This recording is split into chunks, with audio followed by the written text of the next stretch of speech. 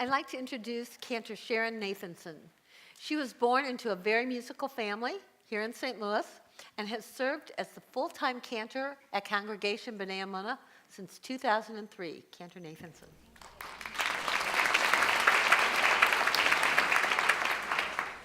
So I went to Ladue High School. Very good.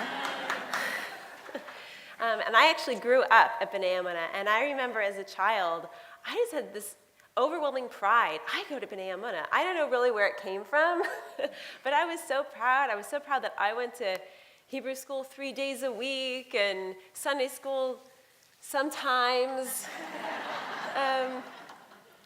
But so I wanted to share, of course, my journey starting from all the way back when I was a little girl, and I felt very much the same way as Andrea did when she was a little girl, that the synagogue was a safe place, and she remembers butter cookies, and I remember developing my taste for herring.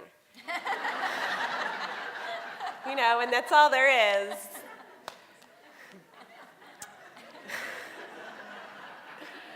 So I still have to have herring every Shabbat, or it's like, doesn't feel like Shabbos.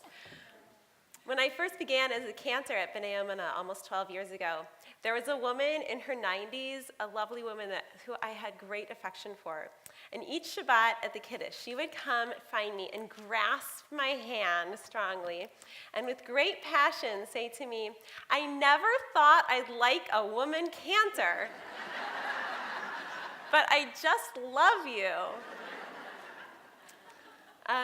I took that as a great compliment, and I always admired her ability to overcome a preconceived notion of what she thought she would like, and at an advanced age. It's really not easy for people. In some ways, hearing a woman speak and hearing a woman teach is a little bit easier than hearing a woman sing all through the service. There's an aesthetic quality that's different for people. But I found that when I began at B'nai Emunah, some of my biggest fans were surprisingly the oldest men in the shul and the most traditional men in the shul. So how did I get to this place where I am now? The first female cantor in our congregation's nearly 130 years. I didn't go to Jewish camp. I was not active in USY. I was a Sunday school dropout. It's not that I didn't like the kids or the teachers. I found, especially as I moved into 7th, 8th, 9th grade, that the discussions were interesting and relevant. But I was also in the synagogue choir, which rehearsed on Sunday mornings. And that's where I felt useful. That's where I felt I was contributing as well as learning. And that's where I felt most at home. In college, I went to University of Illinois in Urbana-Champaign. Music positions at the local Reformed Temple just seemed to keep popping up. I was the youth choir director and then a Friday night soloist, and then also became the song leader for the Saturday morning service. And during that time, I was studying vocal performance, but it began to feel a bit two-dimensional. So I switched to music education. But when I did my student teaching, I felt so uncomfortable. I felt like I was trying to be someone else. And Hazen Lissik's voice kept coming back to me. "You should be a cantor. You should be a cantor." He had said this for years, but I didn't have female role models. I would look at him and think, I can't be Hazen Lissik. And I'm not. But sometimes I hear his voice in my head and I expect it to come out. It doesn't. But the fact was, I kept finding myself drawn to such a life. I felt myself drawn to the teaching, to the pastoral work, to the singing, and all in a Jewish framework. So my senior year of college, I sent away for the materials for the Jewish Theological Seminary and information about the Cantorial School.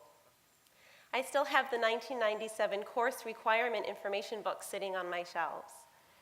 I graduated college with a bachelor's degree in music education, knowing that it wasn't quite right for me. I wrestled for quite some time over whether or not to go to cantorial school. For a variety of reasons, I ended up deciding not to go.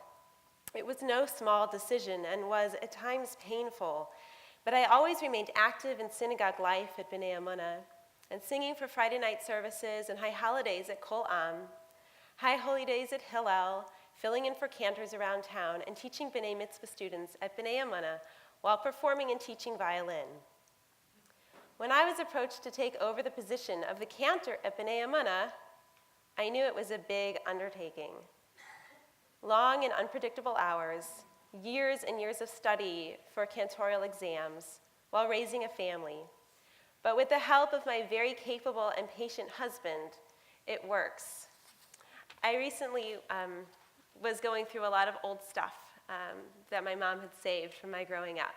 One of the things I found was a journal.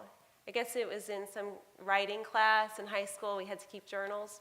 And one of the things I wrote in there was that women will never be fully liberated until men feel fully liberated. So I was lucky that I found a man whose parents taught him how to cook and sew and how to be playful and nurturing and caring. And so with all of his help, I am able to do that. And I walked into my role on the very first day at B'nai Amunah as the cantor, feeling quite at home. So different from the feeling I had when I was a general music teacher in a school. So my kids love this Winnie the Pooh's Heffalump movie.